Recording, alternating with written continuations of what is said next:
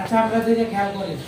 আজকে আমরা যে কাজটা করব, আমাদের বইয়ের অধ্যায় 2, এই 2 অধ্যায়তে আছে যোগ ও বিয়োগ। যোগ এবং বিয়োগের মধ্যে আজকে আমরা যোগ অঙ্ক শিখব। যোগ কিভাবে করতে হয় যাতে আমাদের ভুল না হয়। আমরা একটা যোগ লিখি। আমাদের যোগটা হচ্ছে 19 পৃষ্ঠার যোগ যে অঙ্কগুলো আছে এর মধ্যে থেকে আমরা 6 নম্বর অঙ্কটা করব। 6 নম্বর। সবাই খেয়াল করার দিকে তাকাও, দেখো আমার লেখাটা ঠিক হয় কিনা।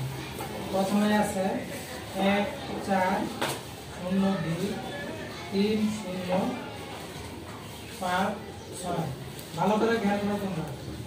210, তারপরে 3120। এই অঙ্কটাকে আমরা যোগ করব। যোগ করার একটা নিয়ম আছে। যোগের নিয়মটা যদি আমরা মনে রাখতে পারি তাহলে আমরা যে কোনো ধরনের যোগ করতে পারবো। তাহলে তোমাদের বোঝার জন্য আমি একটা কাজ করব, দাগ দিয়ে দেখাই, তোমরা ভালো বুঝবে। আমরা সংখ্যা পড়তে গেলে কি কি পড়ি বলো তো? প্রথমে কি কত থেকে পড়ি? একক থেকে না? তাহলে এটা হচ্ছে আমাদের এককের গড়, দশকের গড়, শতকের গড়, হাজারের গড়। এখন আমরা যোগ করব। তাহলে প্রথম কোন ঘর থেকে শুরু করব? এককের ঘরে। দেখো 0 0 যোগ করা দরকার আছে না স্যার। 6 আর 2 8। এই যে আমাদের 8 সংখ্যাটা, এটা কি এককের ঘরে বসবে না? জি স্যার। কিন্তু শুধুমাত্র একটাই সংখ্যা হচ্ছে 8। তাহলে আমাদের এককের ঘরে যোগফল হচ্ছে 8। এরপরে দেখো দশকের ঘরে আমরা যেতেছি। দশকের ঘরে আছে 2, 2 এর একে 3, 3 আর 5 8, এখানে আছে 0। তাহলে আমাদের কত হয়? 8। আমরা দশকের ঘরে লিখলাম 8। এরপর শতকের ঘরে এখানে কত আছে? 1, 1 আর 2 3, এখানে 0, 3 আর 4 7। আচ্ছা, এরপর আমাদের কিসের ঘর? হাজারের ঘর। হাজারের ঘরে প্রথমে আছে কত? 3, তারপর কত হয়? 6।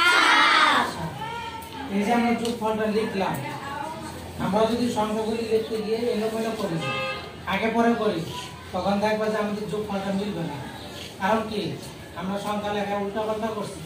এই জন্য এককের সংখ্যাগুলি এককের ঘরে, দশকের সংখ্যাগুলি দশকের ঘরে, শতক একটা শতকের ঘর এবং হাজার একটা হাজারের ঘর বরাবর লিখতে।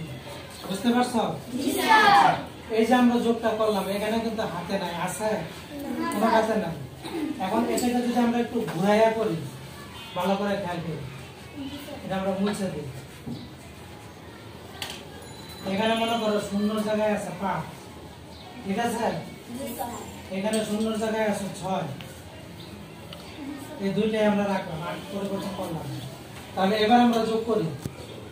0 5, 5 আর 6 11, 11 আর 2 13। তাহলে এখন আমরা যোগ করে পেলাম 13। এখানে কোন পর্যন্ত আছে বললে আমরা একক দশক। তাহলে এককের ঘরে কি আমরা দুইটা সংখ্যা বসাতে পারবো? বসাতে পারবো না। তাহলে আমাদের যে কাজটা এককের ঘরে বসানো লাগবে 3, আর এই একটা চলে যাবে আমাদের দশকের ঘরে। বুঝতে পারছো? আচ্ছা, এখন তাহলে দশকের ঘরটা গুনি। 2, 2 এর একে 3, 3 আর 5 8, 8 6 14। আর এই যে আমরা 1 পাইলাম, কত হয়? 15। এবারে দেখো আমরা 15 পাইলাম। এটা কোন ঘরে আমরা 15 পাইছি? দশকের ঘরে না? দশকের ঘরে কি দুইটা সংখ্যা থাকতে পারে? থাকতে পারে না। তাহলে দশকের ঘরের 5 আমরা লিখবো এখানে, এবং এই যে 1, ঠিক এই একটা ওটার মতো চলে এখানে আসবো শতকের ঘর। বুঝতে পারছো? এখন আমরা শতকের ঘরে একটু যোগ করি। 1, 1 আর 2 3, 3 আর 4 7, 7 আর 1 8। এখানে কিন্তু একটাই সংখ্যা। তাহলে আমরা শতকের ঘরে লিখবো। এবার হাজারের ঘরে একটু করি। 3 3 6 আর 1 7। আরেকটা বিষয় হচ্ছে, আরেকবার দেখো, 5 6 11 আর 2 13। আমরা অনেকে বলি 13 আর 3 হাতে আছে 1। এখন হাতে এক জিনিসটা কি এটা আমরা বুঝি না। হাতে এক জিনিসটা হচ্ছে যে এই যে আমরা এককের ঘরে আছি, এককের ঘরে তো আমরা দুইটা সংখ্যা লিখতে পারবো না। পারবো? এখানে শুধু একটাই লিখবো, এটাকে আমরা বলি হাত। আসলে হাতে বলতে কিছু নাই, যেহেতু এটা ওই ঘরে বসে না, সেজন্য এটাকে আমাদের পরের ঘরে নিয়ে যেতে হবে। বুঝতে পারছো? এভাবে যোগ অঙ্ক করে আমাদেরকে করা লাগবে। যদি আমরা একটু ভুল করি দেখবো যে আমাদের যোগটাই ভুল হয়েছে। আর আমরা যদি যোগই করতে না পারি, গুণ ভাগ বিয়োগ এগুলো কি করতে পারবো? প্রত্যেকটা অঙ্ক করার সময় আমরা ভালো করে খেয়াল করবো।